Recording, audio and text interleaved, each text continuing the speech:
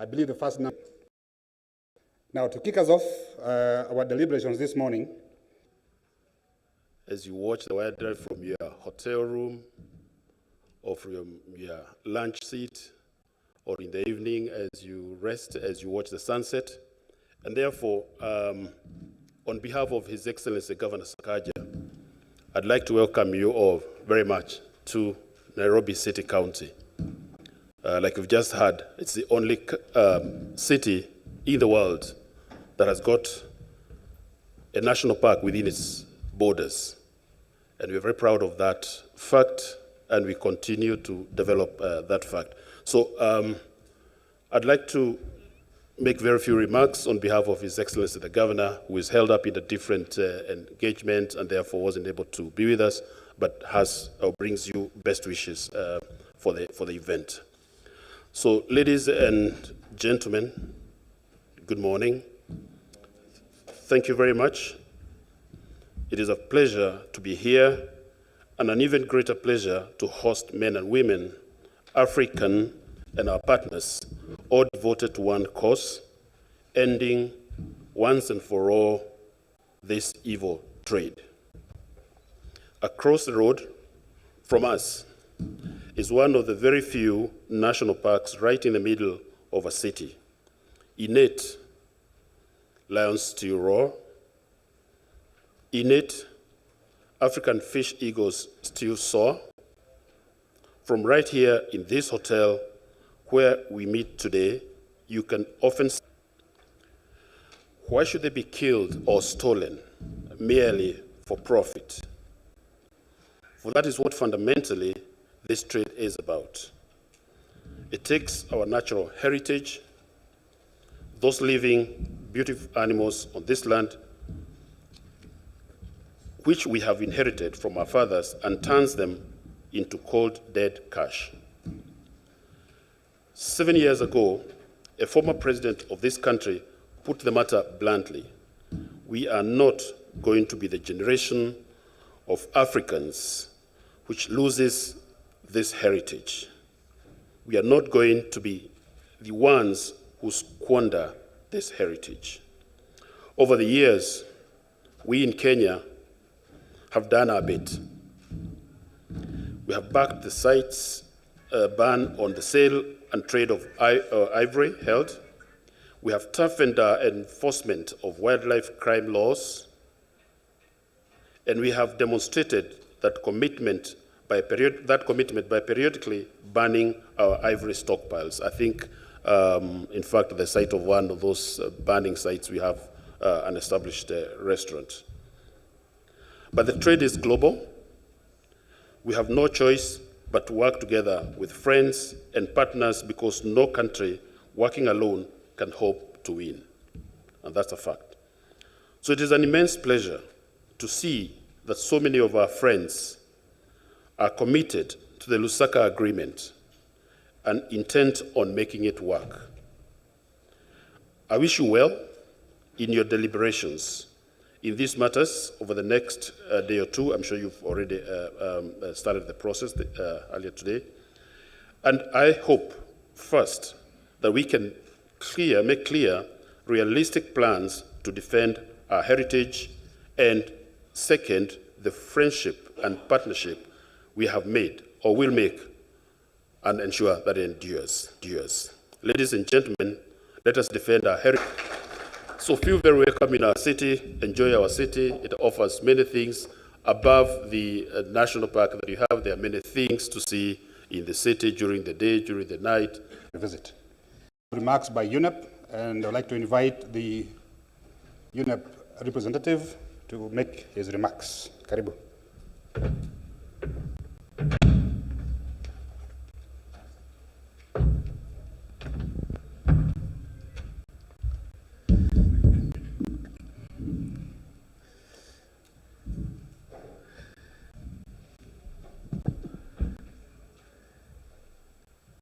Yeah, the President of the Governing Council to the Lusaka Agreement and the members of the Bureau, Your Excellencies, the Director of Lusaka Agreement Task Force, distinguished delegates, ladies and gentlemen,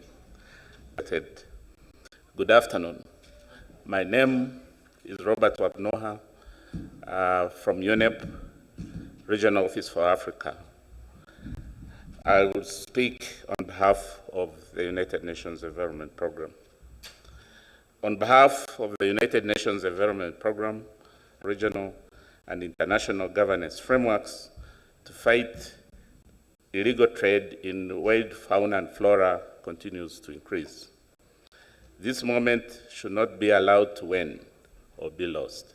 5 years on since the 12th Governing Council meeting, where there was a resolution to re-engineer the task force and revitalize its efforts in combating illegal trade in fauna and flora.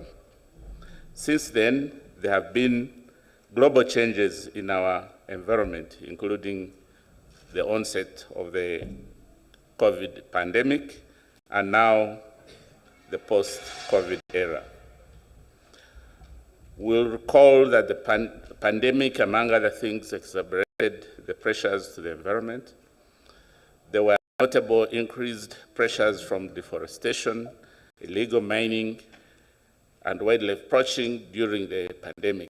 Additionally, the decline in wildlife tourism during the pandemic resulted in reduced resources to support efforts in protecting endangered species, among others.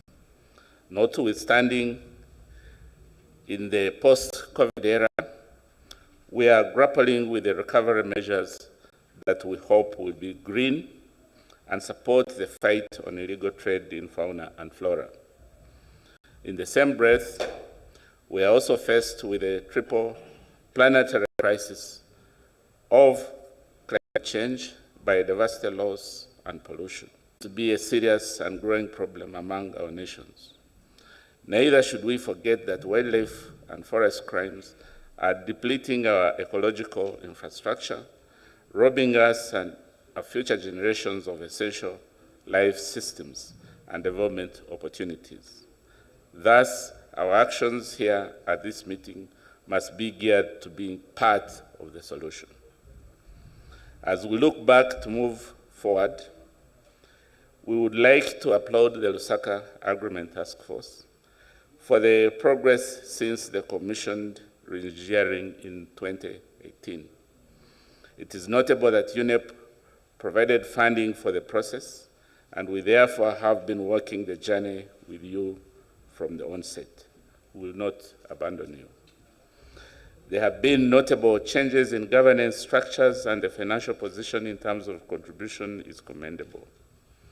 We must, however, not settle for the status quo.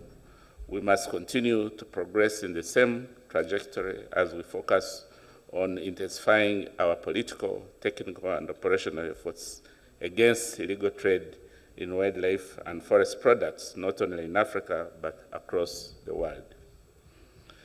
UNEP considers parties to the Lusaka Agreement as important partners that Africa and the rest of the world can rely on for eliminating this illegal trade in wildlife and forest products. Therefore, the task force should also invest in ratification of the agreement.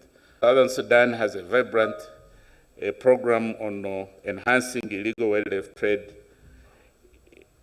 with the same objectives as the Lusaka Agreement, yet they are not part of this agreement.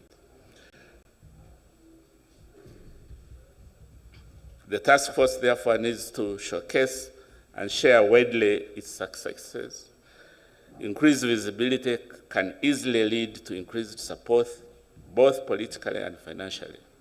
In addition, the task force needs to squarely confront its institutional and financial challenges and agree on practical solutions that will allow the task force to continue and deliver its mandate. We at UNEP are committed to working with you to combat threats to wildlife and biodiversity. We are all united in our ambition and strategy on illegal trade in wildlife. During the 18th session of the African Ministerial Conference on Environment, AMSEN, held in Dakar in September last year, a decision on wildlife agreements and called for an African common position and development of national and regional policies on conservation, sustainable management, and sustainable use of flora and fauna. The Lusaka Agreement is a testament to our collective determination to protect Africa's heritage.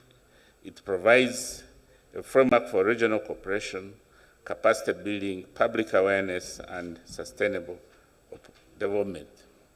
Let us seize this opportunity to work together, access across borders and sectors to turn the tide against illegal trade. Through our unwavering commitment and concerted effort, we can ensure a future where Africa's flora and fauna thrive, cherished by generations to come.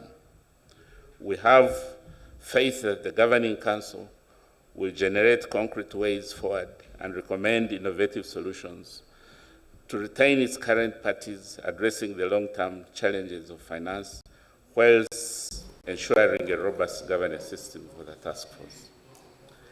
I wish the incoming Bureau all the success, and I thank you. Asante sana.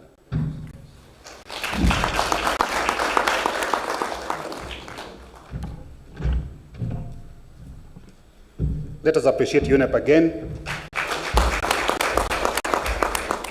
Thank you very much. Now, next we'll do two things. One, we'll have the remarks by the director of the Lusaka Agreement Task Force, who shall proceed to invite the president of the Lusaka Agreement Council, who shall then proceed with the next agenda as per the agenda that is presented to you. That is elections of the Bureau, addressed by the outgoing president, addressed by the incoming president, and then the incoming president shall invite the keynote speaker to address this gathering. So two things in one in the interest of time. So now I invite the director, Mr. Edward Phiri.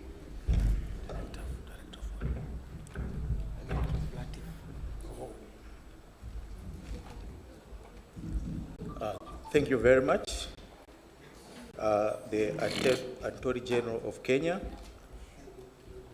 Honorable Rodney Skumba, Minister for Tourism of the Republic of Zambia, and the President of the 12th Governing Council of the Lusaka Agreement, Honorable Penina Malonza, Cabinet Secretary, Tourism, Wildlife and Heritage of the Republic of Kenya Council of the Lusaka Agreement, Your Excellencies, High Commissioner of Zambia and the Deputy Governor, Nairobi, the representative of UNEP, IFO, WWF Kenya, that I welcome each and every one of you to this extraordinary meeting of the 13th Governing Council of Parties to the Lusaka Agreement. Your presence here today, amidst your busy schedules, is truly commendable.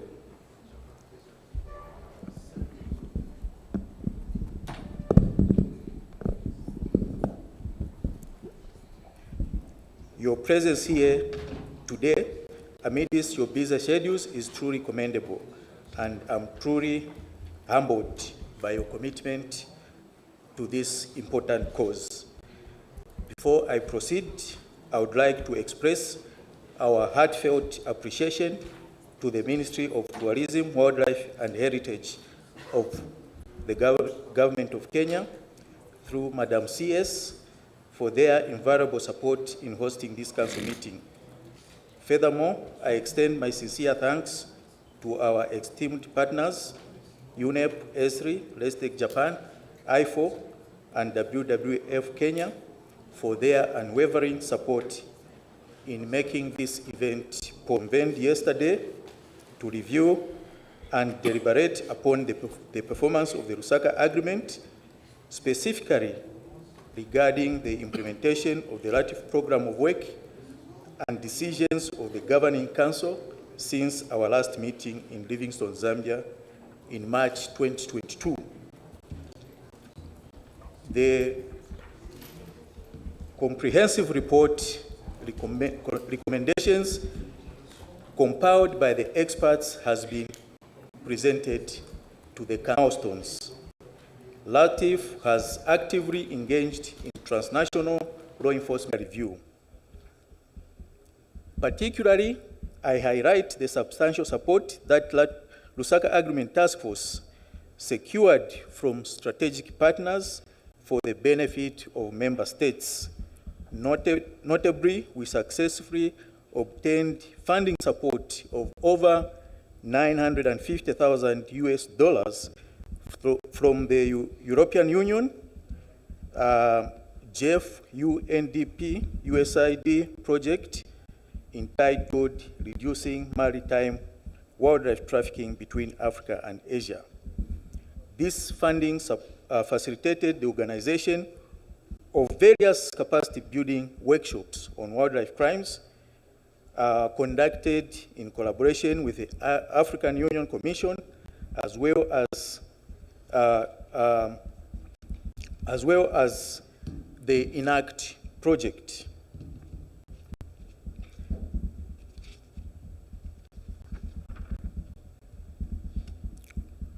Lusaka Agreement Task Force has been diligently exploring avenues to continue to establish and expand partnerships for joint activities, leveraging our experience and capacity in wildlife law enforcement. In this regard, we have reached out to a number of partners to develop programs focused on capacity building in digital forensics and the provision of forensic equipment to member states to support cooperative enforcement activities in our member states. Furthermore, we have strengthened our collaboration with partners such as UNODC, Interpol, Esri Global, the Grace Farms Foundation, Let's Take Japan on various crucial issues. One of our key endeavors is the establishment of a regional information command and control center, which will serve as an operation hub for Lusaka Agreement Task Force. This center will facilitate and support transboundary information exchange on wildlife crime, and it will play a pivotal role in integrating information into the wildlife enforcement monitoring system to monitor and enforce illegal wildlife trafficking across Africa. As part of our vision for the Lusaka Agreement, we have been actively engaging with several African countries, urging them to ratify and acceding to this important treaty. Our efforts have borne fruit, with Malawi's President, His Excellency Chakwera, interest in joining the agreement. Productive meetings have taken place and follow-up meetings are scheduled within the course of the year. Furthermore, we are making progress with countries like Gabon, Mozambique, and Angola, all of whom have shown interest in joining our cause.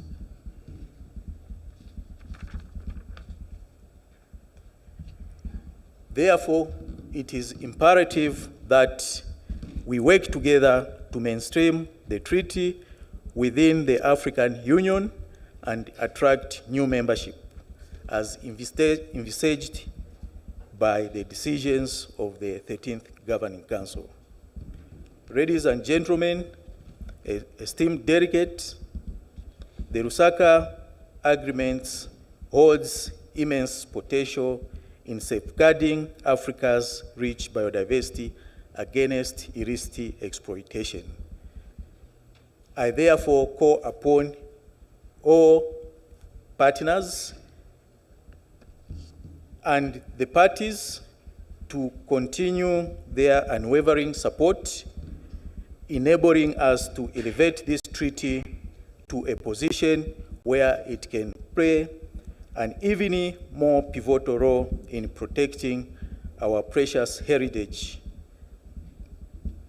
I thank you all for your kind attention, and at this moment, it is my distinguished honor to welcome the President of the 13th Governing Council, Honorable Rodin Skumba, who is also the Minister for Tourism of the Republic of Zambia, to address you. You are welcome, Honorable.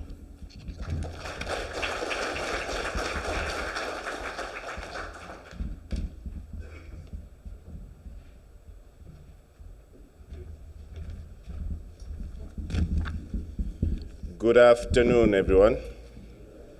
Good afternoon. Is it Karibu Sana or is it Karibu Kenya? Karibu Sana. Thank you very much. The Attorney General of the Republic of Kenya, Honorable Justin Muturi, you are recognized, sir. I also recognize my very own sister, the Cabinet Secretary for Tourism, Wildlife and Heritage of the Republic of Kenya, Penina Maloza. I also recognize representatives from the various countries represented here, especially from Congo Brazzaville, the Secretary to Cabinet, if I'm not mistaken, Mr. Tati. I also recognize Mr. Baraka from Tanzania. I also recognize our very own, the High Commissioner of Zambia, to copy shamelessly as Zambia. We will be having one of those iconic parks within the city of Lusaka. One of them spoke before us. That was UNEP. We have partners from IUCN, IFAO, RESTEC, as well as ESRI. And those of you whom I not have recognized, as the meeting is fully packed, but we greatly value your support. Latif Secretariat for putting together this particular meeting. Thank you very much. And of course, the Fourth Estate, the media, those friends of ours who always ensure that the information that we generate out of here is disseminated far and wide. And just as on a light note, yesterday when I was speaking to the CS, she mentioned, said, but Minister, how did you manage to get so much coverage? They don't give us so much coverage, so please do not make me become a prohibited immigrant here. Cover us as much as you possibly can, but obviously it's important that this information goes very far. Distinguished guests, ladies and gentlemen, I bring you fraternal greetings from His Excellency the President of the Republic of Zambia, Mr. Hakainde Hichilema, who obviously is happy that we're here for one particular cause, and that is to taking care of our biodiversity. Let me take this opportunity, distinguished guests, in earnest, to heartily salute my bureau, which is made up of the Honorable Minister Penina Maloza, Cabinet Secretary for Tourism, Wildlife and Heritage of the Republic of Kenya, my Vice, Honorable Mohamed Omari Mchengwera, Minister of Natural Resources and Tourism of the United Republic of Tanzania, and our rapporteur, who happens to be the rapporteur, rather, of the agreement. And in the same breath, ladies and gentlemen, to salute Mr. Pierre Tati from the Democratic Republic of Brazzaville, Congo Brazzaville, and Dr. Rosalie Matondo, Minister of Forests, Economy of the Republic of Congo, for gracing this meeting. I believe they're in here, in this meeting. Distinguished guests, ladies and gentlemen, as you may recall, the 13th Governing Council meeting was held in Livingstone, Zambia, the home of the mighty Victoria Falls, popularly known as the Musotunya. This extraordinary meeting of the Council in Nairobi, Kenya, is to facilitate the handover of the Council presidency to the Republic of Kenya and to deliberate on the matters pertaining to the implementation of the treaty, including the presentation of the audit reports and allocation of land for the construction of the Latif headquarters. Distinguished guests, ladies and gentlemen, I think at this point, a fee note has been issued to the Republic of Kenya for the Attorney General to approve for payment to us for having sat on this position, which we should have handed over sometime in March. AG, you have a bit of some work to do today so that payment goes to Zambia. As the President of the Lusaka Agreement, I stand before you to highlight the significance of supporting the historic accord and to emphasize the urgent need for member states to forge closer ties in curbing the escalating fight against wildlife crime. The Lusaka Agreement is Africa's own initiative to foster cooperation in protecting our planet's invaluable diversity. Its inception was a testament of the collective commitment of our nations to combat wildlife crime, and it continues to serve as a vital framework for conservation efforts across our region. The agreement has enhanced regional cooperation, enabling us to pool our resources, knowledge, and expertise towards the common goal of preserving our natural heritage, and the agreement should therefore be supported at all costs. We have had various meetings from the technical team, of which we have seen the need for us to pool our resources together to ensuring that we combat this dreadful wildlife crime that our continent is experiencing. However, as we gather here today, we cannot overlook the alarming surge of wildlife crime that threatens the very existence of the countless endangered species. The illicit trade in wildlife, including of poaching of elephants for ivory, the smuggling of rhino horns, and the trafficking of exotic species, at the same point reached unprecedented levels. The environmental, economic, and security consequences of these criminal activities are far-reaching, affecting not only our biodiversity, but also the livelihoods of the well-being of our community. In many forums, ladies and gentlemen, we have discussed the matter of how much wildlife means to our communities, and indeed, we, as ministers in charge of tourism. So it's very important that we put our heads together to ensuring that we keep this particular natural resource for posterity. Our future lies in the collective determination to address the wildlife crime at a strategic level. This extraordinary meeting, ladies and gentlemen, provides us with a unique opportunity to chart a course that will shape the direction of the Lusaka Agreement in the coming years. We should therefore reinforce our commitment to adopting the innovative approaches that reflect an evolving nature of wildlife crime. To this end, distinguished guests, I call upon all member states, those of you who have assented to the treaty, and also those ones who are willing to join, as we may have heard from our colleagues from Malawi, to redouble our efforts in implementing the provisions of the Lusaka Agreement. We should enhance our national legislation, strengthen our law enforcement agencies, and increase our investment in technology, as we have seen from our partner, RESTIC, supported by Japan, and the training as well. It is paramount for us to develop partnerships with international organizations, civil society, and the private sector to mobilize the necessary resources, expertise to combat wildlife crime effectively. No member state within our midst is able to manage wildlife crime alone. Our resource envelopes in terms of our budget is not sufficient, and we always call upon our partners to come and join forces with us to see how best we'd be able to manage this. So to our partners, do not tire when we come to knock on your doors to see how well we can partner. At the end of the day, it is our respective government who has the resources. It is our respective government who you should work with to ensuring that this particular resource is kept well. Furthermore, we should recognize the importance of addressing the root causes that drive wildlife crime, such as poverty, lack of awareness, and alternative sustainable livelihood for communities. And I think this is one such challenge that we've been faced with in our various countries. I did listen very carefully in one of the meetings with my sister, the CS, talking about understanding what the root cause is. Do not jump to the solution. You need to understand what the real issue is.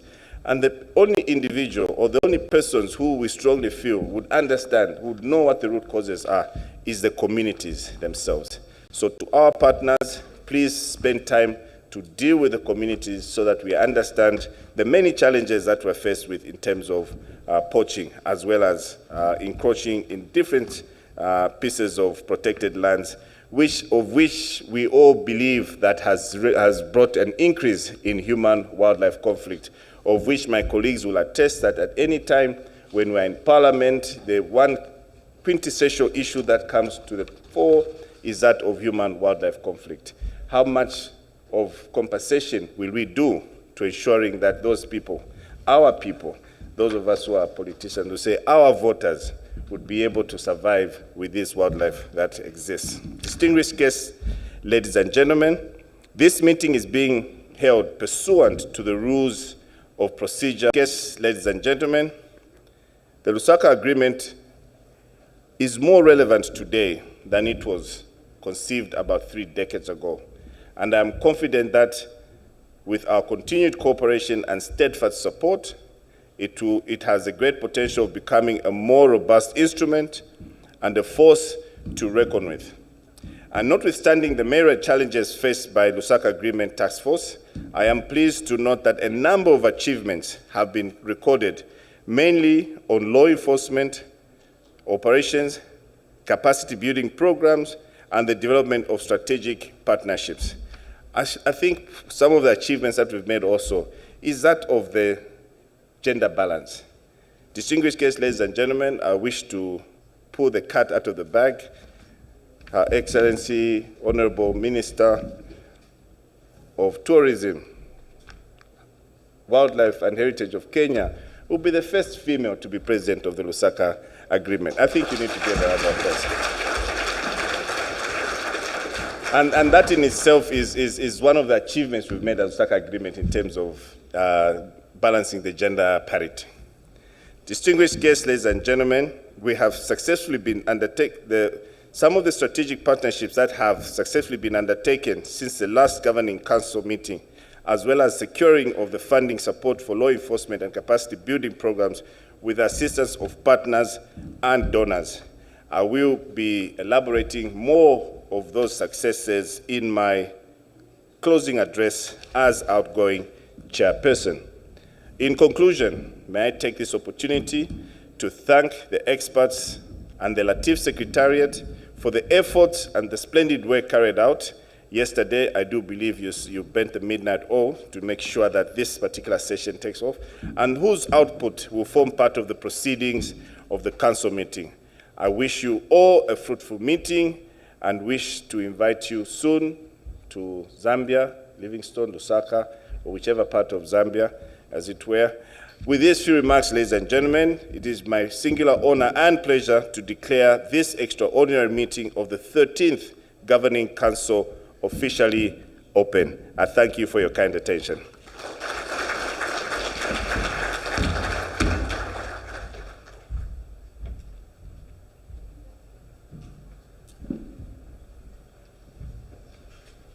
Thank you, Mr. President of the Council, the 12th Council of Governing Council. And now we wish to invite you again as the outgoing President to preside over the next session.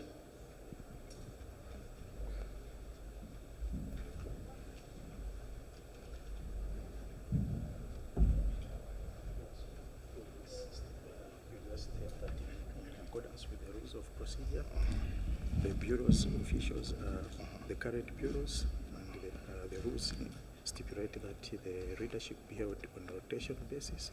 So the incoming will be Honorable Maronza, Rapporteur, Vice President. This will be Vice President, and then Congo will become Rapporteur. Okay. The question. Yeah, and then you hand over the leadership.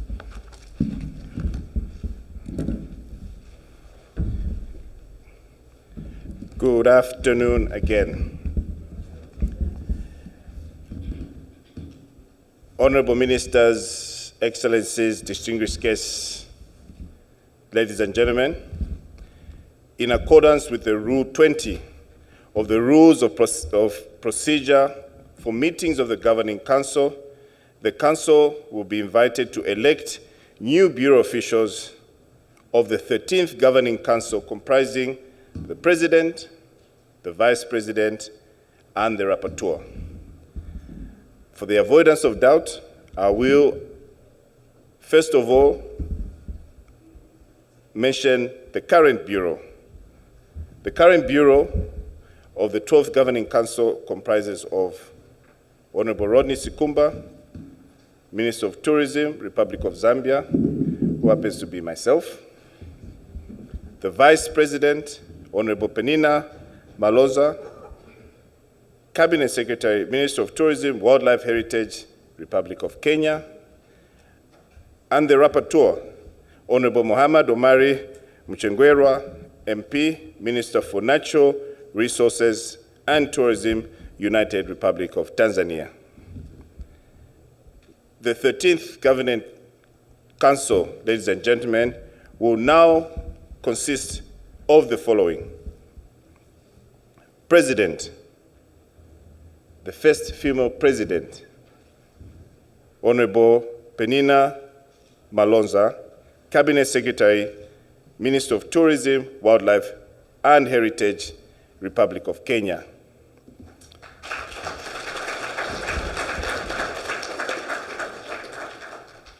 Vice President, Honorable Muhammad Omari Mchengwerwa, MP, Minister for Natural Resources and Tourism, United Republic of Tanzania. And our rapporteur will be from the Congo Brazzaville. I keep being told to be very careful. Is it Congo? It's Congo Brazzaville. And I believe this will be conveyed. You can now invite them to take Yeah. the seat, and then you move to this chair. I also want to make mention, distinguished guests, ladies and gentlemen, that the Bureau is on a rotational basis over a period of 2 years. And in May of 2022, if I'm not mistaken, that is when we'll have our new Bureau. With those few remarks, ladies and gentlemen, I wish to invite the new Bureau to come and take their official seats here. As they come to take their official seats here, please give them a round of applause.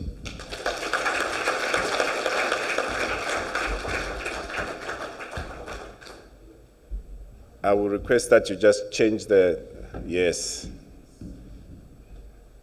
Isn't it the, yes, just swap the, thank you.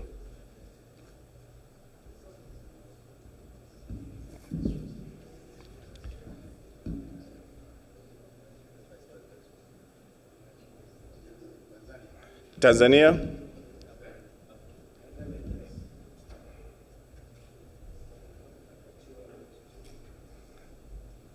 This is where we reluctantly try to give power. You see, I'm not quite sure where I'm going to sit now. Okay. Again, ladies and gentlemen, please give them a round of applause.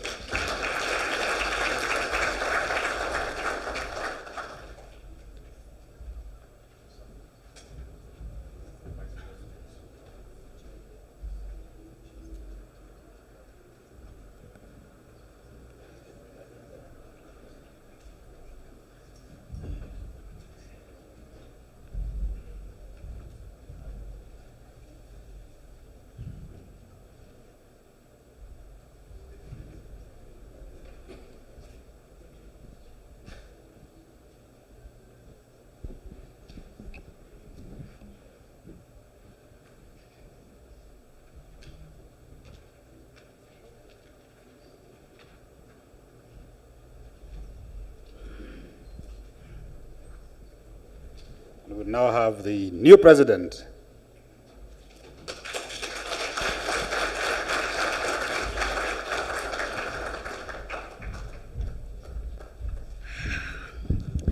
Thank you very much, the President of the 12th Governing Council, Honorable Skumba. Allow me, with all due respect, to welcome our keynote speaker this hour, Honorable Justin Muturi, who is our Attorney General in our country and who has served for 10 years as a Speaker of National Assembly of this country. Your Honor.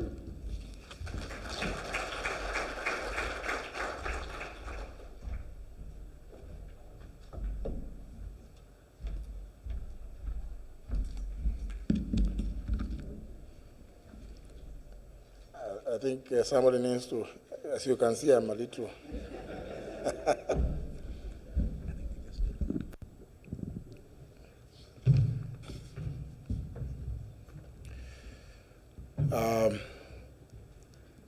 Don't know, ministers here present,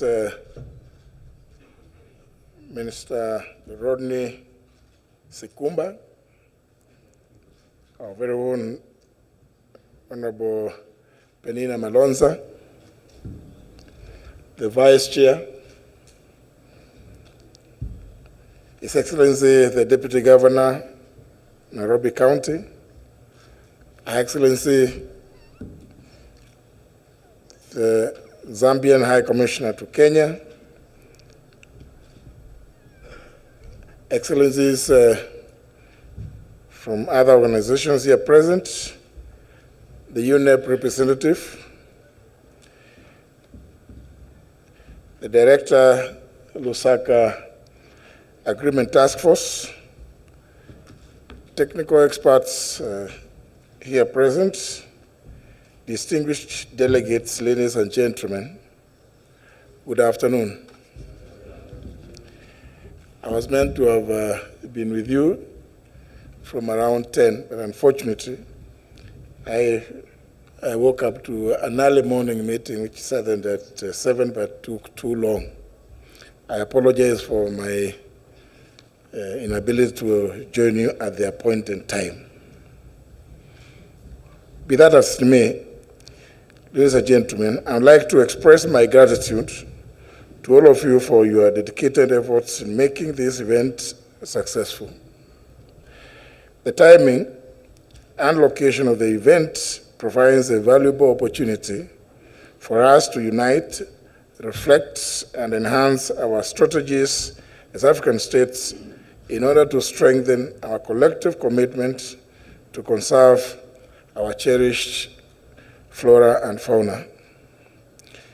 As we finalize this event today, it is critical to recognize that Africa highly values its wildlife as it represents a significant heritage for both our economic growth and future generations.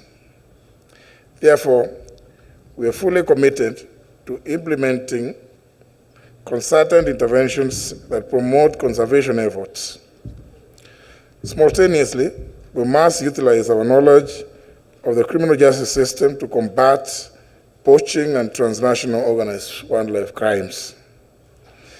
It is this commitment that led to the adoption, I believe, of the Lusaka Agreement, fostering cooperation among member states.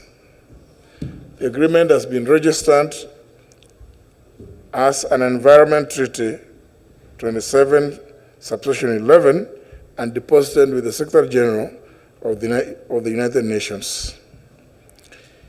It remains open for accession and ratification by all African states.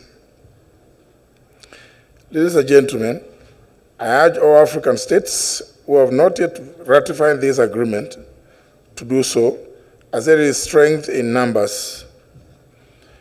The African saying that if you want to walk fast, you walk alone. But if you want to walk far, you walk together with others. Let us embark on this important journey for our flora and fauna.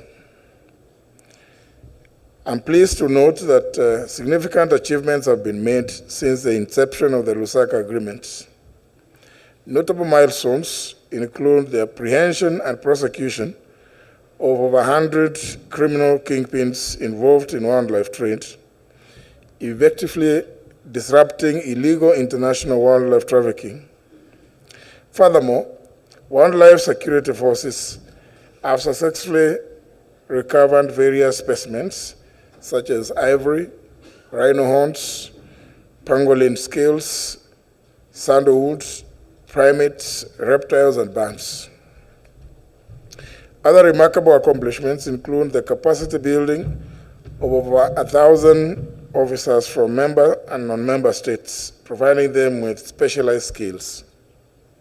Additionally, assorted enforcement equipment have been distributed to member states to combat illegal wildlife trade. 60 interagency workshops have been organized to raise awareness among national law enforcement officers and the judiciary's representatives from party states. Ladies and gentlemen, successful cross-border law enforcement collaborations have taken place between national bureaus and wildlife authorities in Kenya and Tanzania, Zambia and Tanzania, Kenya and Uganda, Ethiopia and Kenya, Congo Brazzaville, and Cameroon.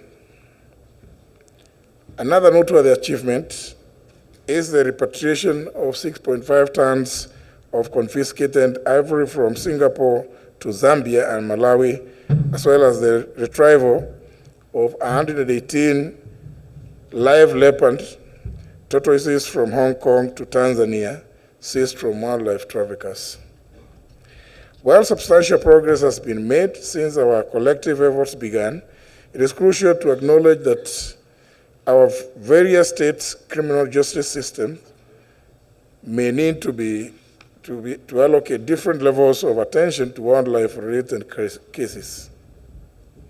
Consequently, delays in the processing of such cases may occur in some jurisdictions. To address this, it is vital that we focus our energies on preventive interventions through training and capacity building for rangers in prosecutions and investigative skills for wildlife and forestry crimes. These interventions will strengthen national and cross-border efforts to combat poaching and illegal wildlife trade in conservancy areas through intensified patrols. Ladies and gentlemen, we must raise awareness among children and youth about the importance of conserving our flora and fauna. This can be achieved through the establishment of wildlife clubs in both primary and secondary schools. And ladies and gentlemen, in conclusion, I would like to express my gratitude once again for allowing me to address you during this significant meeting. With these few remarks, I wish you fruitful discussions and eagerly anticipate practical recommendations and resolutions on the most effective ways to conserve and safeguard our flora and fauna for economic growth and for future generations in Africa. Thank you, and God bless you all.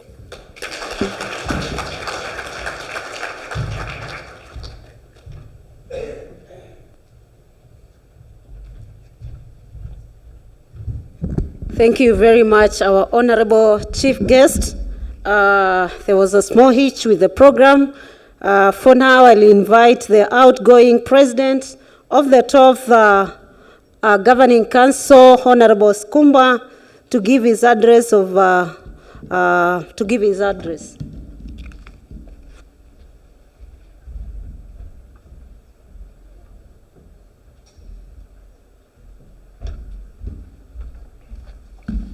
Good afternoon. I will ride on the protocols already established. And just to once again, thank you for having taken time to attend to our meeting this afternoon. But I wish to just make a few, like I mentioned in my earlier remarks, some of the successes that the Lusaka Agreement has managed to achieve in the last couple of years that we've been at the helm of the Bureau. Distinguished guests, ladies and gentlemen, I wish to take this opportunity on behalf of my Bureau to share with you some of the key milestones and indeed the challenges in the implementation of the agreement since its inception at the last Governing Council meeting held in May of 2018 here in Nairobi, Kenya. As we hand over the Bureau of the 13th Governing Council, I am glad to note that the task force and the national bureaus have been resilient and have made significant strides in the fight against the wildlife and forest crime. Distinguished guests, ladies and gentlemen, I wish to recognize the catalytic role the task force has played in organizing and participating in cross-border law enforcement mechanism, sub-regional counter-wildlife crime, and sharing intelligence information that have yielded positive outcomes in the preemption of wildlife crime and the arrest of wildlife offenders. In the same vein, distinguished guests, I recognize the initiative stirred by the task force and partners towards development of Regional Information Command and Control Center as envisioned in the outcomes of the Pan-African Conference held in June 2019 in Arusha, Tanzania. The TCAT 7 side event held in August 2019 in Yokohama, Japan, as well as the TCAT 8 side meeting held in August 2022 convened by the task force in conjunction with its partners.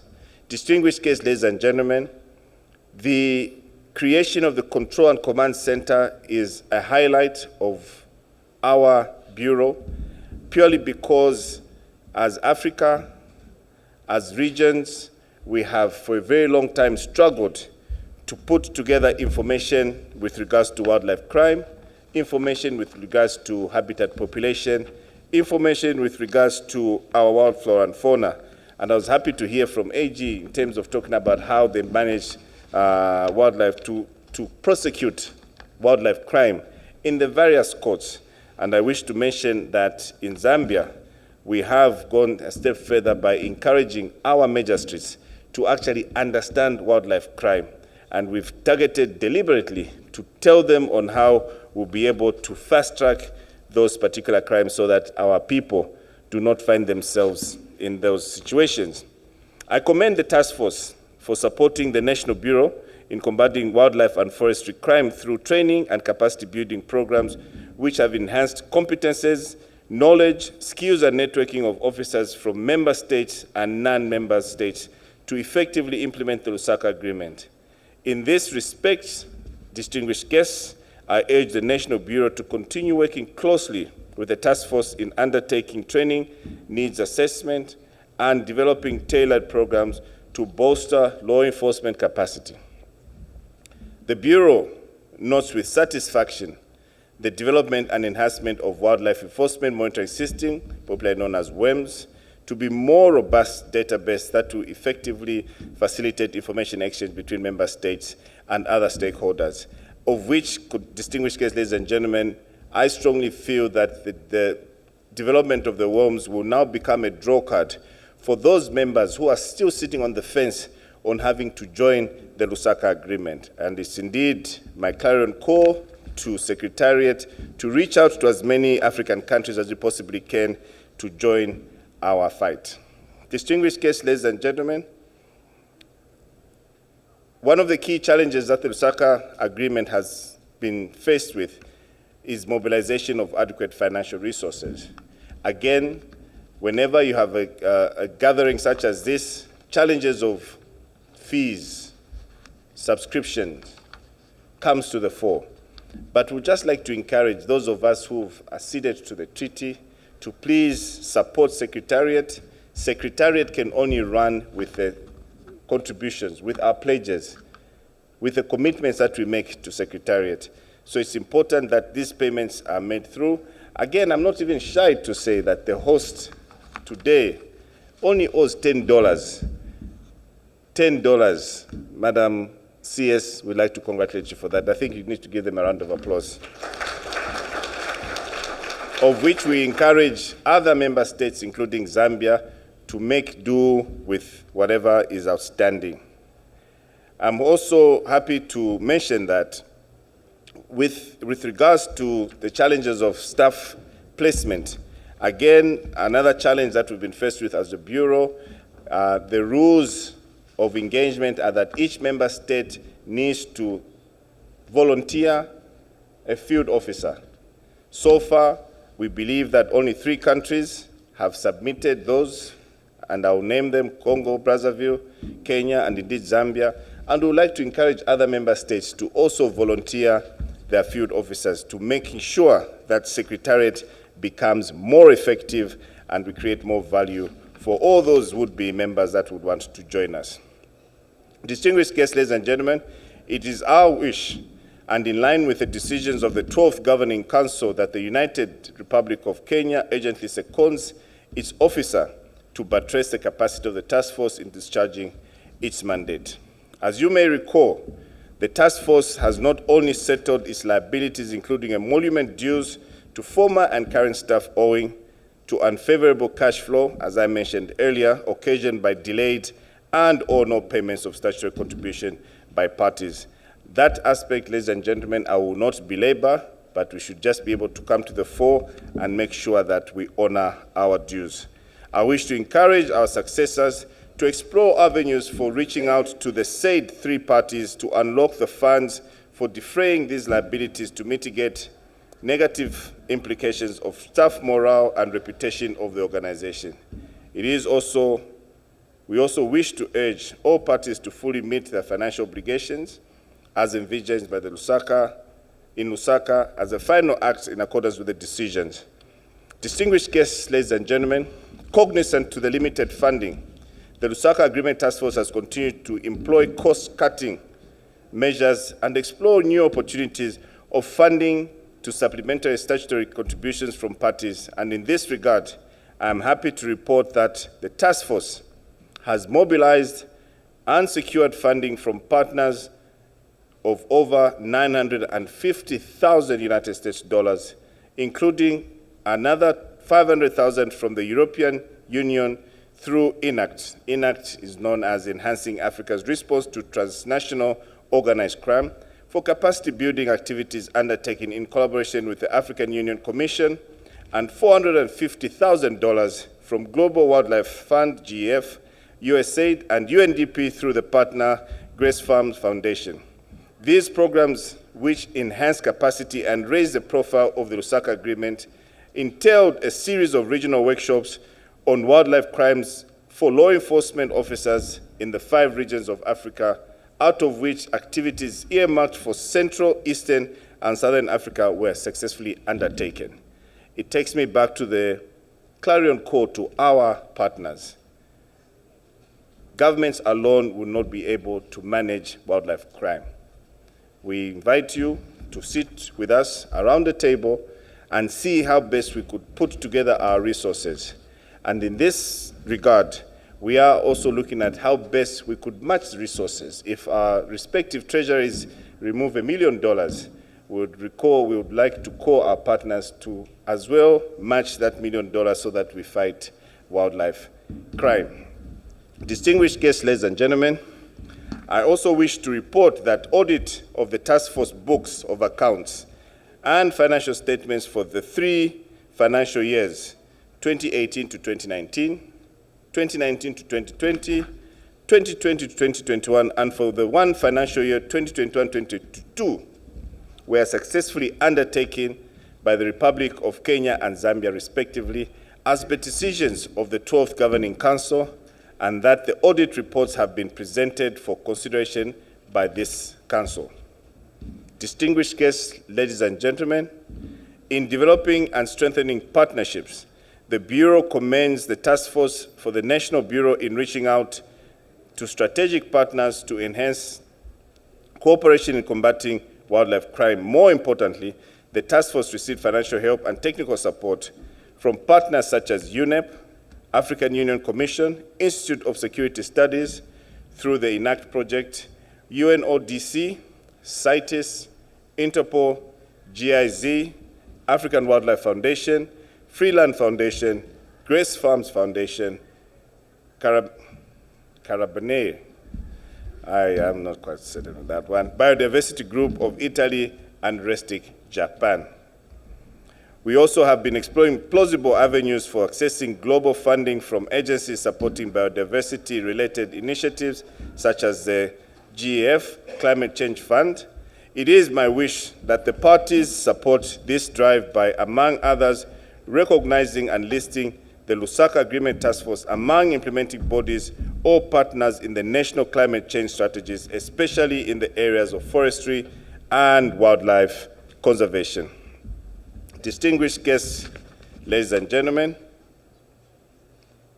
as mandated by the Bureau, the 3 meetings in 2019 Bureau meeting in Congo-Brazzaville, the extraordinary virtual ad hoc meeting, the Governing Council meeting in May 2021, and the ordinary 13th Governing Council meeting in Livingstone, Zambia, during which it made 66 decisions to guide the implementation of this agreement.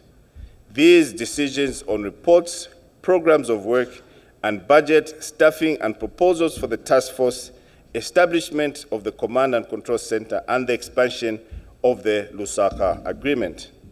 While we thank the government of the Republic of Kenya for providing office space and utilities, I wish to state that the task force is yet to acquire suitable land for the construction of its headquarters, of which from last evening, that particular issue has been resolved, and we are glad to report that a piece of land has been secured, as evidenced by the presence of our Deputy Governor of the Nairobi County here, the Attorney General of the Republic of Kenya, and all the government officials that matters with regards to land.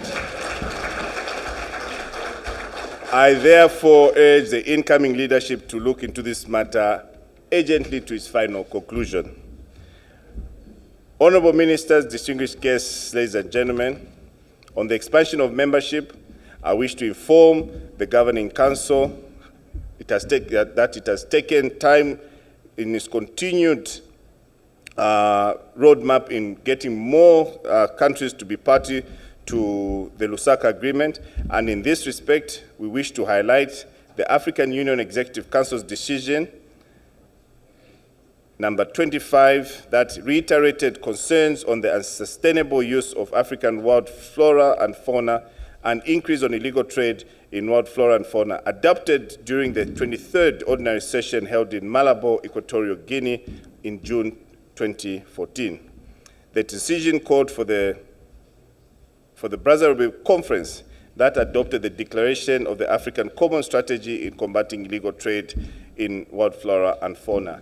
And again, I wish to reiterate the call to Africa to have a common strategy in combating illegal trade of wild flora and fauna. And indeed, any proposals that would come out of an African continent to the outside world to be able to move with one voice, as opposed to what we've seen in the past, where African states were shooting down proposals from their own brothers and sisters, which we strongly feel, as the Bureau, is quite unfortunate.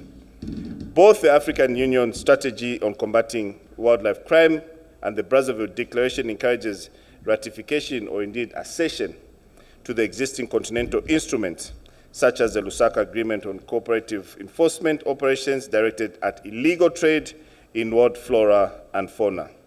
Among other conventions, distinguished guests, ladies and gentlemen, in which, in order to strengthen cooperation in fighting crime and wild flora and fauna, it is indeed elating that some of the targeted states have expressed interest in acceding to the agreement, and I wish to recognize the Republic of Angola, the Democratic Republic of Congo, Republic of Ghana, that of Malawi, and Mozambique for the efforts being made, and thus far, we will be able to see that our numbers within the Lusaka Agreement will start to grow. Regrettably, distinguished guests, ladies and gentlemen, we saw the Republic of Uganda withdraw from the treaty in unclear circumstances, but as an African country, we do realize that it's important to engage with them to understand the challenges that they were faced with which prompted them to get to withdraw. And as such, I would like to implore the new Bureau to establish a core team that will go to Uganda and understand the challenges that our brothers and sisters were faced with and coerce them to come back and join us. Distinguished guests, ladies and gentlemen, as I conclude, let me acknowledge that the achievement realized during our tenure could not be attained without the cooperation of Bureau officials.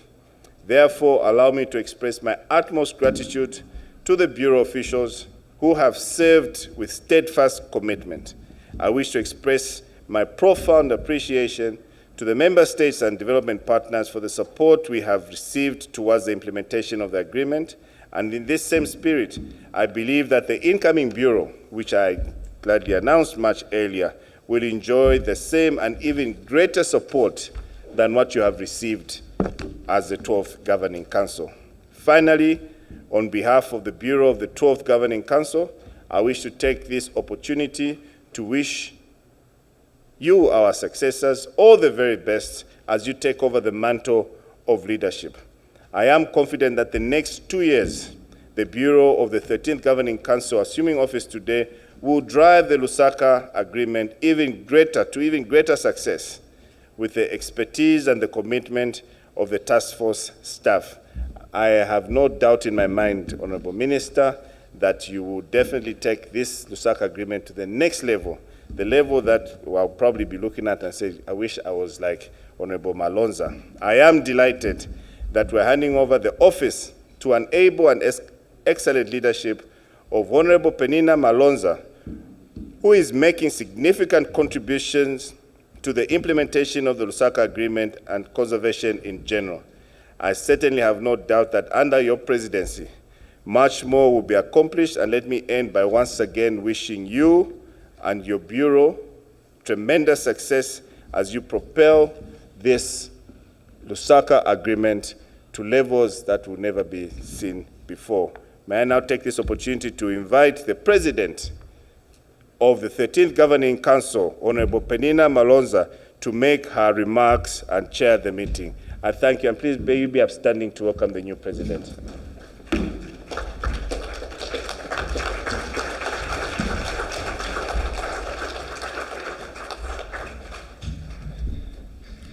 Thank you very much. We can remain seated.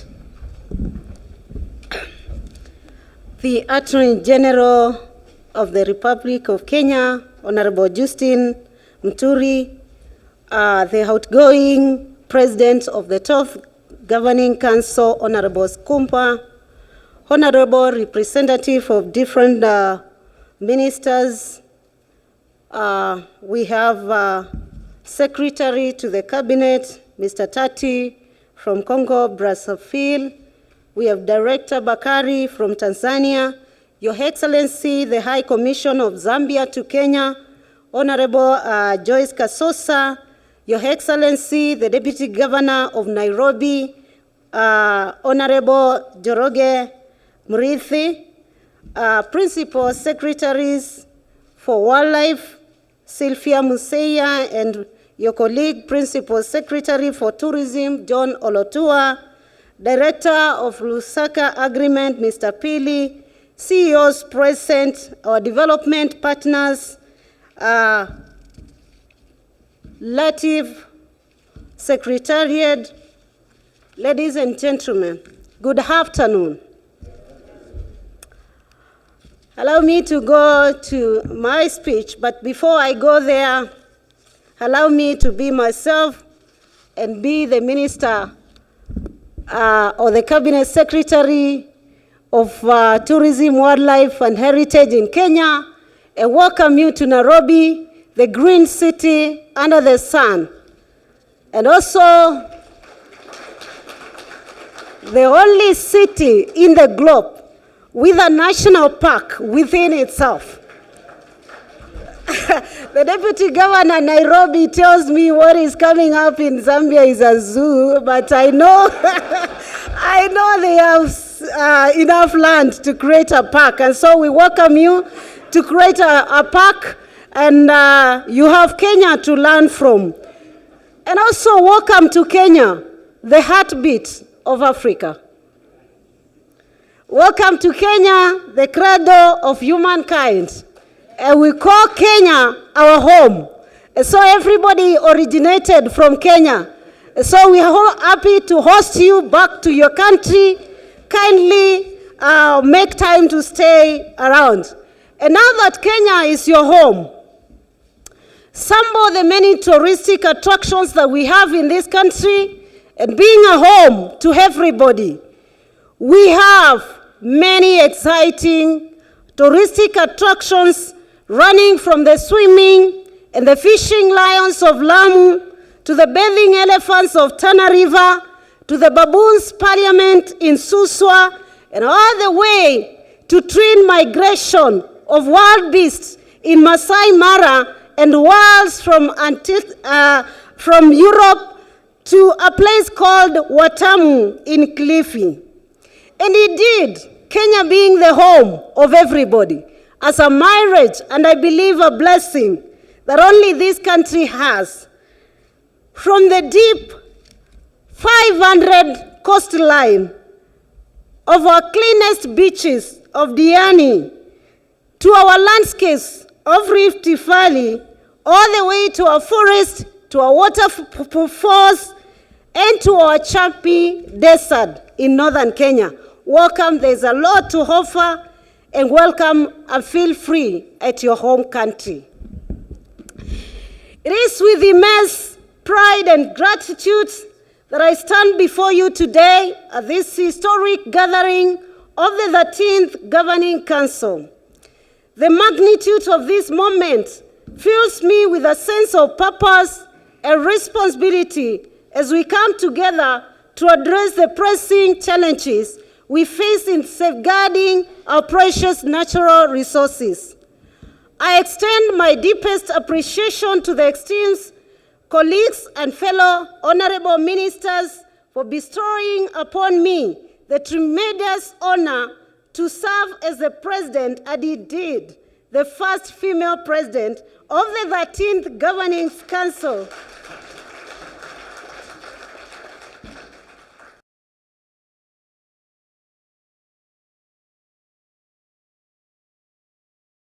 And cultural ties, and we have enjoyed a long-lasting friendship that has strengthened our resolve in the face of adversity.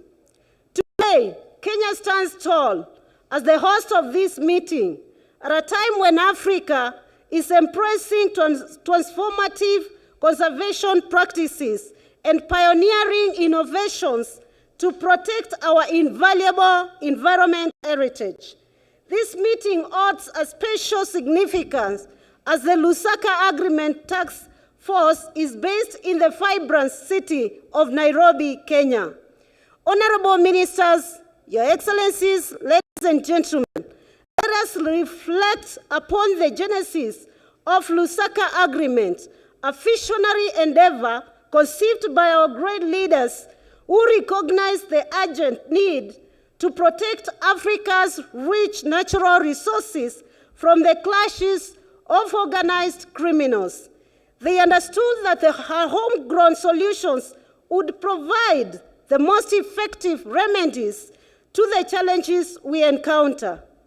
Moving forward, it is our hope that the Lusaka Agreement assumes a pivotal role in global biodiversity conservation, with specific focus on combating wildlife and forest crimes and addressing the threat of climate change. In 2016, YC's the sustainable management of our forests, the fight against desertification, the reversal of land degradation, and the halt of biodiversity loss.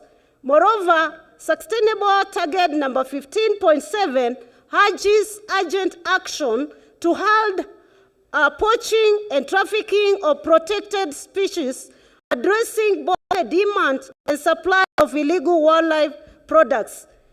Target number 15C emphasizes the need to enhance global support for combating poaching and trafficking, empowering the local communities with sustainable livelihood opportunities. Additionally, Our Sustainable Goal 17 highlights the significance of partnerships between governments, the private sector, and the civil society to strengthen the international support and implement capacity-building initiatives, including the North-South, the South-South, and the Triangular Cooperation. Honorable Ministers, Your Excellency, in achieving the Sustainable Development Goals, Kenya, supported by the United Republic of Tanzania and Republic of Congo,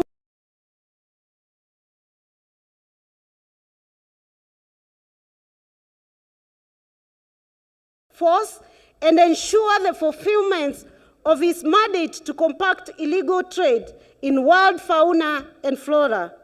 I invite all of you, particularly our esteemed cooperating partners, to lend your unwavering support to this homegrown treaty, enabling it to efficiently counter organized wildlife crime.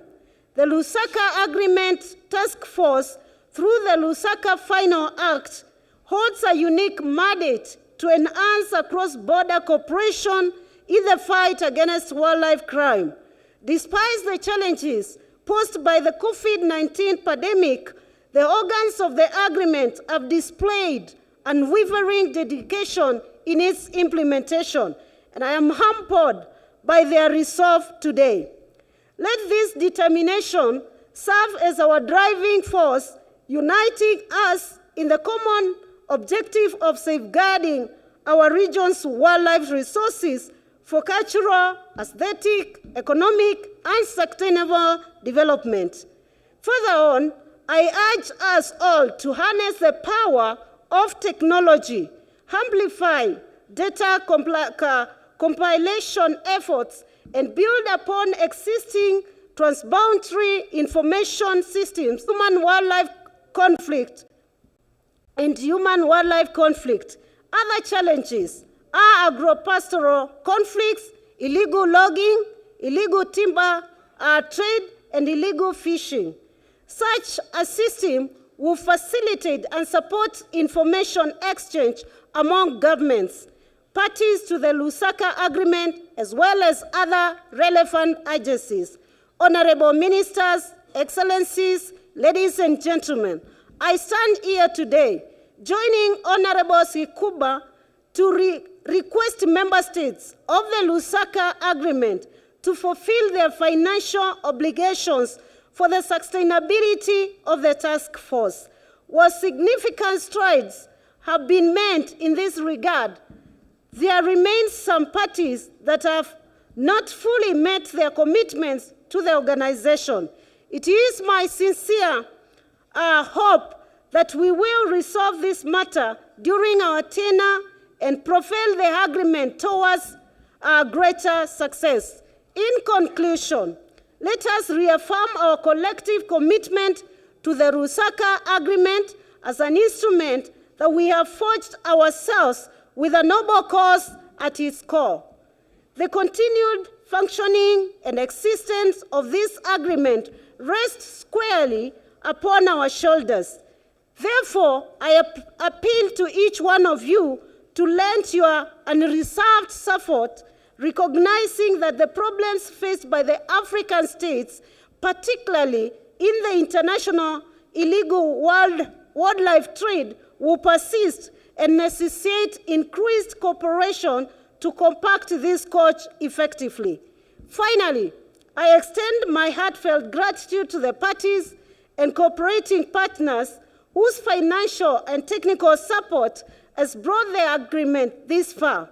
Your unwavering dedication and collaboration have been instrumental in our collective progress. I also wish to take this opportunity to invite those from outside Kenya to take time, as I said, and sample some of our touristic products and experiences that we offer in this country. It is the start for unforgettable memories of magical Kenya. Thank you all for your kind attention, and more importantly, allow me to thank our chief guest speaker today for calling upon us and other interested parties within Africa to join the agreement.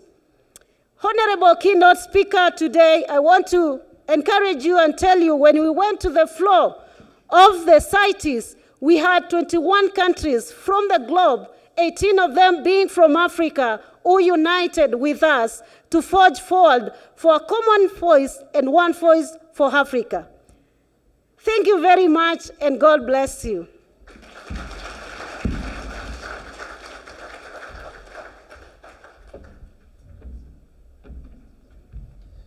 Thank you, Madam President.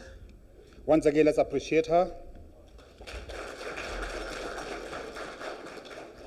Thank you very much.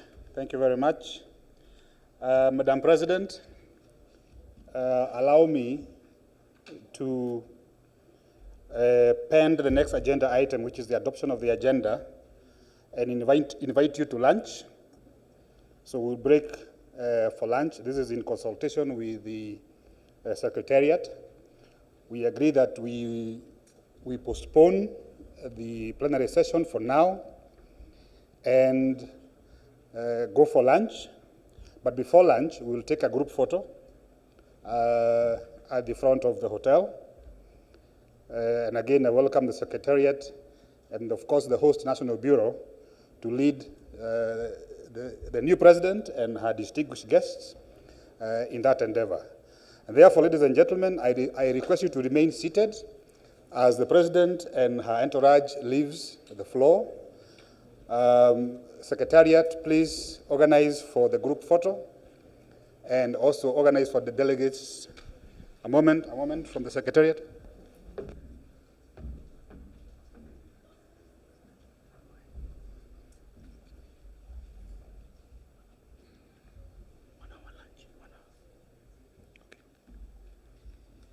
So our lunch will be 1 hour maximum, and therefore all that, the group session, the group photo, plus lunch, will take a maximum of 1 hour, 15 minutes.